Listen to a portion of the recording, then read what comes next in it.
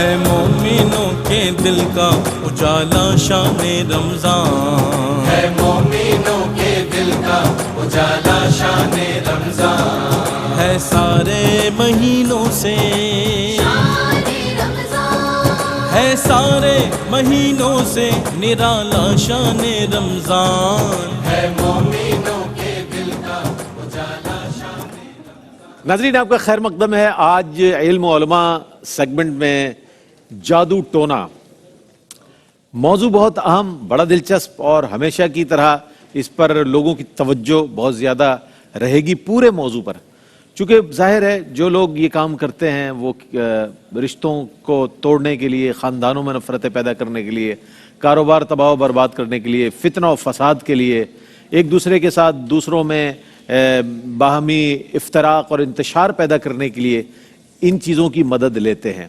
تو یہ جو جادو ٹونے کی جو حقیقت ہے اور اس سے متعلق جو سوالات ہیں آج کے پروگرام کا حصہ بنیں گے، ضرور دیکھیے گا، اور یقیناً آپ کو بھی بہت سارے لوگ ایسے ملے ہوں گے جو اس طرح کی باتیں کرتے ہیں کہ جناب فلاں پر جادو ہو گیا تھا، فلاں کا کاروبار تباہ ہو گیا، ان کا خاندان بکھر گیا، وہ بھائی آپس میں نہیں ملتے، اور اس طرح سے بہت ساری چیزیں ہوتی ہیں۔ اس حوالے سے آج موضوع رکھا یہ اس لیے گیا ہے کہ اس وقت بہت زیادہ تعداد میں لوگ ہمارے پروگرام کو دیکھا کرتے ہیں اور اس موضوع پر گفتگو سننا چاہتے ہیں۔ اس پر انشاءاللہ ہمارے ممتاز و معروف عالم دین علامہ مفتی محمد اکمل مدنی صاحب تشریف فرما ہیں، جن سے ہم سوالات بھی کریں گے۔ السلام علیکم ورحمۃ اللہ وبرکاتہ۔ وعلیکم السلام ورحمۃ اللہ۔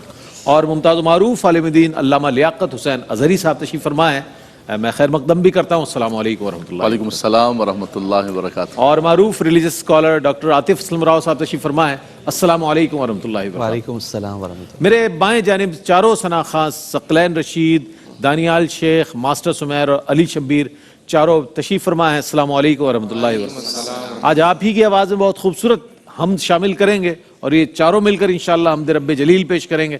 اس کے بعد ہم اپنے موضوع پر آئیں گے، اسکالرز کی خدمت سے سوالات پیش کریں گے اور ان کے جوابات آپ تک پہنچائیں گے۔ بسم اللہ۔ اللہ اللہ اللہ اللہ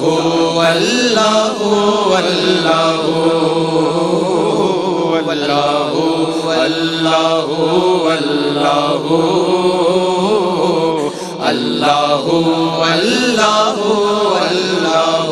اللہ اللہ یہ زمین جب نہ تھی یہ جہاں جب نہ تھا، یہ زمین جب نہ تھی یہ جہاں جب نہ تھا، چاند سورج نہ تھے آسماں جب نہ تھا، چاند سورج نہ تھے آسماں جب نہ تھا، راز حق بھی کسی پر آیا جب نہ تھا، راز حق بھی کسی پر آیا جب نہ تھا، جب نہ تھا کچھ یہاں، جب نہ تھا کچھ یہاں، تھا مگر تو ہی تو، اللہ اللہ اللہ اللہ اللہ اللہ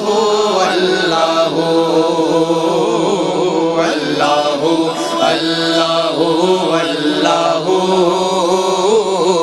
اللہ اللہ اللہ لا الہ تیری شان یا وحدہ، لا الہ تیری شان یا وحدہ، تو خیال و تجسس تو ہی آبرو، تو خیال و تجسس تو ہی آرزو، آنکھ کی روشنی دل کی آواز تو، آنکھ کی روشنی دل کی آواز تو، تھا بھی تو ہے بھی تو، تھا بھی تو ہے بھی تو، ہوگا بھی تو ہی تو، اللہ اللہ اللہ اللہ اللہ اللہ اللہ اللہ اللہ اللہ اللہ اللہ، کیوں پیا ابن حیدر نے جام فنا کیوں پیا ابن حیدر نے جام فنا کھال کھچوائی تبریز نے کیوں بھلا کھال کھچوائی تبریز نے کیوں بھلا تار پر چڑھ کے منصور نے کیا کہا دار پر چڑھ کے منصور نے کیا کہا سب بنا کے کھلونے سب بنا کے کھلونے رہا تو ہی تو اللہ ہو اللہ ہو اللہ ہو اللہ ہو اللہ ہو اللہ ہو اللہ ہو اللہ ہو اللہ ہو اللہ ہو اللہ ہو اللہ ہو یہ زمین جب نہ تھی یہ جہاں جب نہ تھا یہ زمین جب نہ تھی یہ جہاں جب نہ تھا چاند سورج نہ تھے آسماں جب نہ تھا چاند سورج نہ تھے آسماں جب نہ تھا راز حق بھی کسی پر آیا جب نہ تھا راز حق بھی کسی پر آیا جب نہ تھا جب نہ تھا کچھ یہاں جب نہ تھا کچھ یہاں تھا مگر تو ہی تو اللہ ہو اللہ ہو اللہ ہو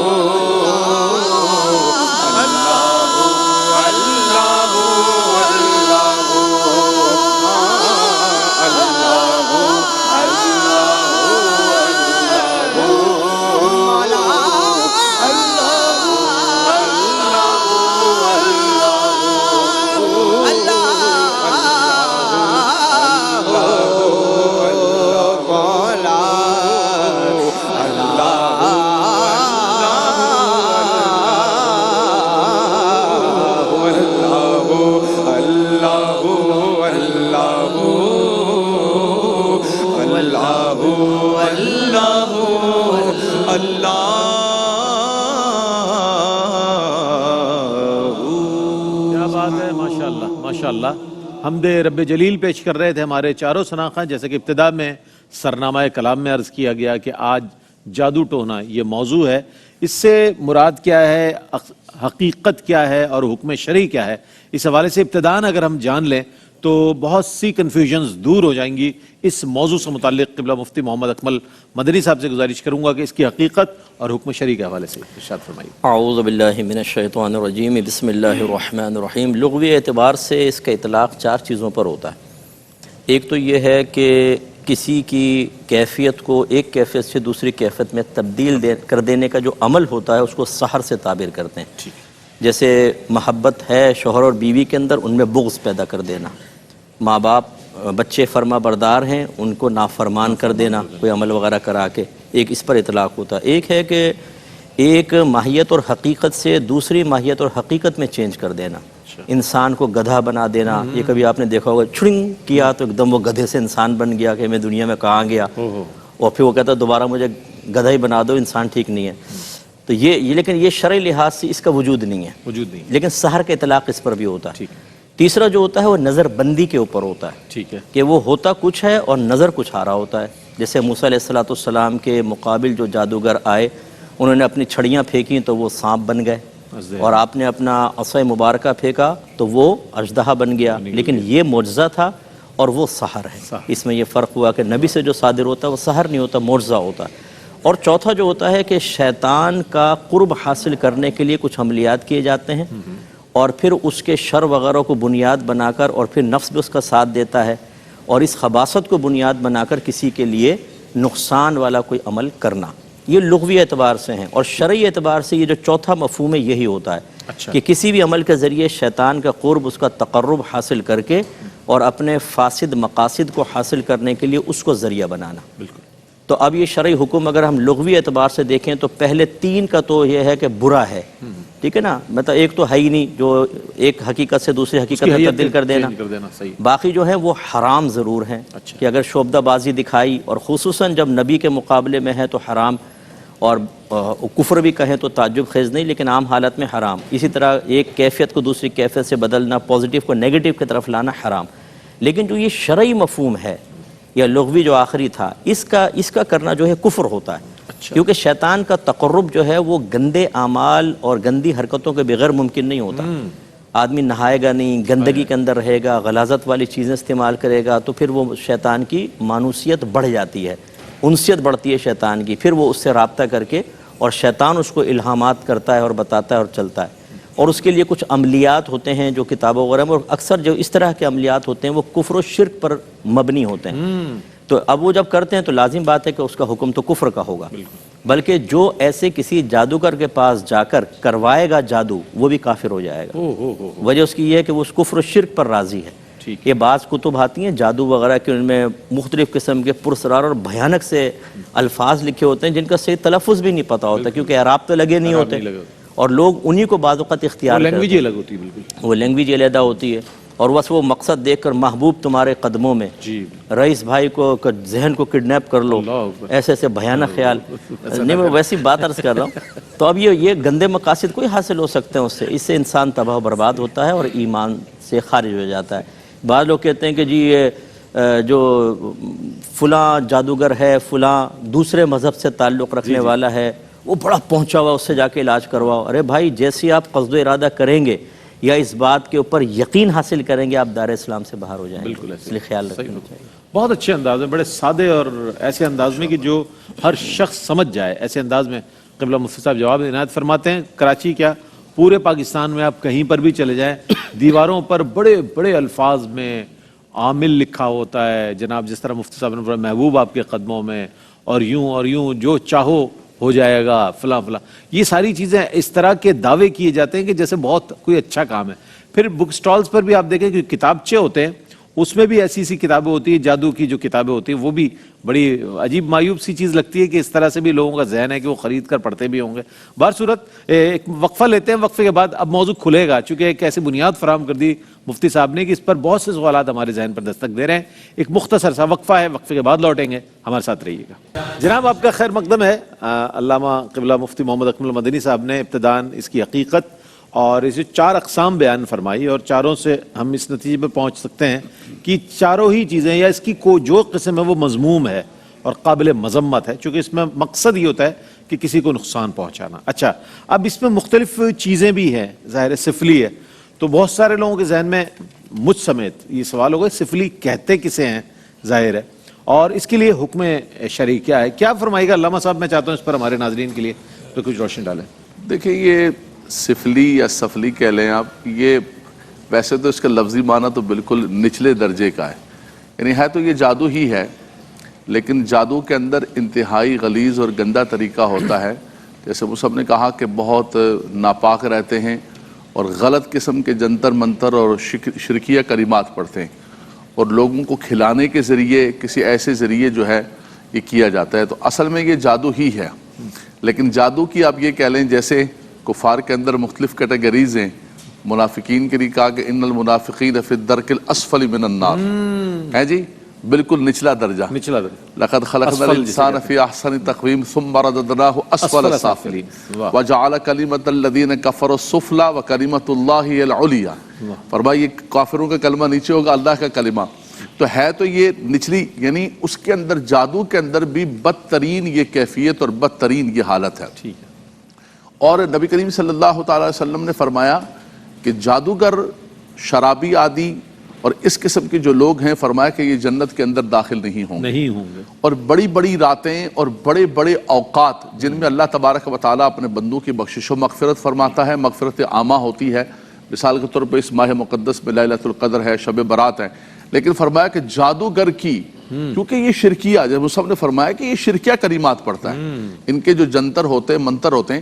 اچھا، انہوں نے عوام کے اندر بھی ایک کانسیپٹ یہ ڈالا ہوتا ہے، بولا بھائی کسی عالم دین کے پاس چلے جائیں کچھ، بولا نہیں نہیں، یہ گندے کا نا گندے سے ہوتا ہے، یہ کالے کا نا کالے سے ہوتا ہے، یہ ان کا کانسیپٹ بنایا ہوتا ہے، یہ مافیا ہوتا ہے۔ انہوں نے عوام الناس کے اندر یہ بات ڈالی ہوتی ہے کہ بھائی یہ جتنے یہ نوری لوگ ہیں، روحانی لوگ ہیں، یہ اس جادو کو ختم نہیں کر سکتے، کر ہی نہیں سکتے، یعنی نعوذ باللہ من ذالک، اللہ کا کلام وَنُنَزِّلُ مِنَ الْقُرْآنِ مَا هُوَ شِفَاءٌ وَرَحْمَةٌ لِّلْمُؤْمِنِينَ، وہ ابدان کا بھی اور وہ ارواح کا بھی، اجسام کا بھی شفا دیتا ہے، بے شک شفاء لما فی الصدور بھی ہے۔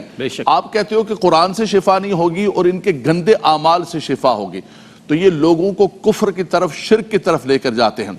اللہ اکبر۔ حقیقت یہ ہے کہ یہ حقیقت ان کی کچھ بھی نہیں ہوتی ہے، جیسے کہ وہ جادوگر آئے اور ان آ کے دکھایا تو قرآن کہتا ہے یخیل الیہ من سحرہم انہا تسعی، فرمایا یہ ایک تخیل تھا، انما صنعوا کید ساحر ولا یفلح الساحر حیث اتی، فرمایا یہ ان کی ساری بناوٹی چیزیں تھی، حقیقت کے اندر جادوگر کبھی بھی فلاح نہیں پا سکتا ہے۔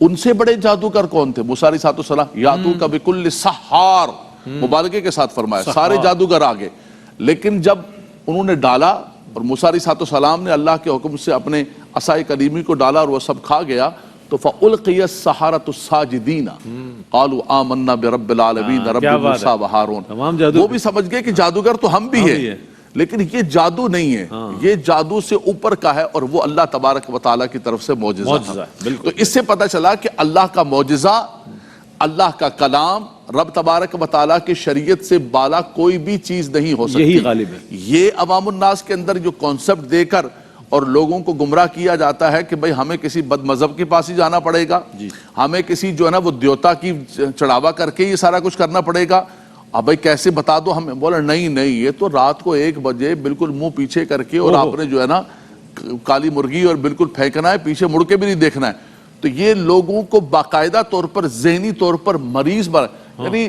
رئیس بھائی خوف بیچا جاتا ہے اور بکتا خوف ہے۔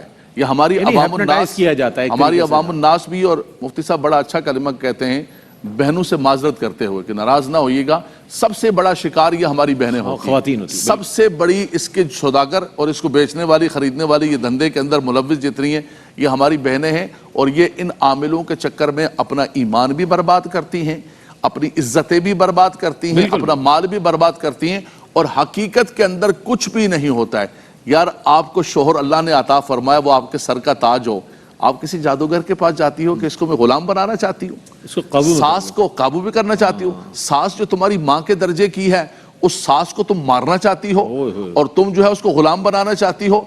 یہ ساری کی ساری اگر گھر کو جنت بنانا چاہتی ہو تو میری بہنیں ان جادوگروں کے پاس نہ گھومو، اللہ کا کلام پڑھو، رب تعالیٰ تمہارے گھروں پر رحمتوں کا نزول فرمائے گا۔ ایک جملہ صرف کہوں گا، اس کا حکم یہ ہے کہ یہ شرک ہے، یہ کفر ہے، اس کو کرانے والے، سب کچھ کرنے والے بالکل غلط ہیں۔ تیسرا یہ ہے کہ اللہ کے نبی صلی اللہ علیہ وسلم پر جیسے کہ مشہور ہے کہ لبید بن عاصم اور ان کے بچیوں نے کیا، حضور علیہ السلام کے قلب مبارک پر کوئی اثر نہیں ہوا، ظاہری اعتبار سے جسم پر ہوا، لیکن اس کے بعد رب تبارک و تعالیٰ نے امت کو معوذتین عطا فرما دی۔ بخاری شریف کی حدیث پاک ہے، ام المومنین سیدہ عائشہ رضی اللہ تعالیٰ عنہا آپ فرماتی ہیں کہ رات کو اللہ کے نبی صلی اللہ علیہ وسلم روزانہ وہ آیت کریمہ پڑھا کرتے تھے اور پڑھ کے اپنے جسم مبارک پر پھونکا کرتے تھے۔ تو فرمایا کہ یہ اللہ کی طرف سے ایک ایسی چیز ہے کہ تمہیں کبھی بھی نقصان نہیں پہنچے گا اس کا۔ کیا بات، کیا کہنا۔ علامہ صاحب نے بہت اچھی بات ارشاد فرمائی کہ یہ جو کمزور عقیدے کے ساتھ خواتین جاتی ہیں جعلی عاملین کے پاس اور جادوگروں کے پاس یا ان سے اپنے مقاصد حاصل کرنے کے لیے، یہ مذموم چیزیں ہیں جس سے معاشرے میں ایک برائی پھیلنے کا زیادہ اندیشہ ہوتا ہے، اور بہت سی چیزیں ہم خود سوشل میڈیا پر دیکھ رہے ہوتے ہیں کہ فلاں جگہ یہ واقعہ ہو گیا اور یہ ہو گیا وہ ہو گیا۔ وجہ یہی ہے کہ ہم دین کے وہ تمام احکامات کو نہیں سامنے رکھتے بلکہ ان چیزوں کو ٹول سمجھتے ہیں اپنا۔ اچھا، اس میں ایک ہوتی ہے نظر بد۔ نظر بد کیا ہے، اس کے حوالے سے بھی ہم جاننا چاہیں گے، اور اس کا ازالہ کیسے ممکن ہے۔ ڈاکٹر عاطف راؤ صاحب تشریف فرمائیں۔ ڈاکٹر صاحب کیا کہیے گا اس حوالے سے، نظر بد کی حقیقت بھی بیان فرمائیں اور اس کے حوالے سے اس کا ازالہ کیسے ممکن ہے۔ بسم اللہ الرحمن الرحیم، رب اشرح لی صدری ویسر لی امری واحلل عقدۃ من لسانی یفقہوا قولی۔ بخاری کی حدیث نبی کریم صلی اللہ تعالیٰ علیہ وآلہ وسلم نے فرمایا العین حق، نظر کا لگنا یہ حق ہے۔ جب ہم اسلامی تعلیمات میں دیکھتے ہیں تو رسول کریم صلی اللہ علیہ وسلم کی کئی احادیث ہمیں اس حوالے سے ملتی ہیں. رسول کریم صلی اللہ تعالیٰ علیہ وآلہ وسلم نے فرمایا کہ اگر اللہ تبارک و تعالیٰ کی تقدیر سے کوئی چیز سبقت لے جاتی تو وہ نظر بد ہوتی. دوسری حدیث مبارکہ ہے رسول کریم صلی اللہ علیہ وسلم نے فرمایا کہ نظر بد ایک توانا اونٹ کو ہانڈی تک اور ایک انسان کو قبر تک پہنچا دیتی ہے. قرآن مجید فرقان حمید کی آیات میں بھی مستند جو تفاسیر ہیں اس کے اندر ہمیں نظر بد کا ثبوت ملتا ہے. سورہ یوسف آیت نمبر 67 میں حضرت یعقوب علیہ السلام اپنے بیٹوں کو یہ کہتے ہیں کہ جب مصر میں داخل ہو تو ایک ساتھ اکٹھے داخل نہ ہونا، الگ الگ داخل ہونا. مستند تفاسیر کے اندر یہ بات ملتی ہے کہ اصل میں نظر بد سے بچانا مقصود تھا کہ بڑی تعداد میں 9-10 بیٹے ایک ساتھ جب داخل ہوں گے تو کہیں نظر بد نہ لگ جائے. تو اس سے پتہ چلتا ہے کہ سابقہ انبیاء جو تھے وہ بھی نظر بد کے پر یقین رکھتے تھے اور اس سے بچاؤ کی تدبیر بھی کرتے تھے. اسی طریقے سے سورۃ القلم کی آخری 2 آیات ہیں وَإِن يَكَادُ الَّذِينَ كَفَرُوا لَيُزْلِقُونَكَ بِأَبْصَارِهِمْ لَمَّا سَمِعُوا الذِّكْرَ وَيَقُولُونَ إِنَّهُ لَمَجْنُونٌ وَمَا هُوَ إِلَّا ذِكْرٌ لِلْعَالَمِينَ.